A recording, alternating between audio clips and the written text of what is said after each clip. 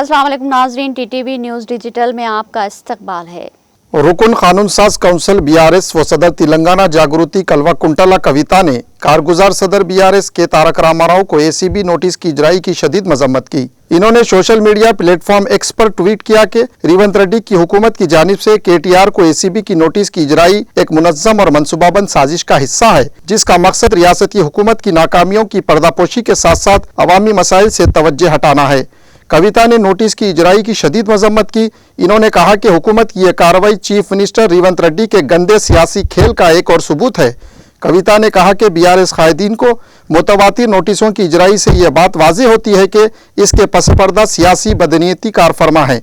इन्होंने कहा कि हम ये वाज़ेह कर देना चाहते हैं कि चाहे कितनी ही मुश्किलात पैदा की जाए और साजिशें की जाए, केसीआर के सिपाही हमेशा साबित कदम रहे हैं और आइंदा भी साबित कदम रहेंगे।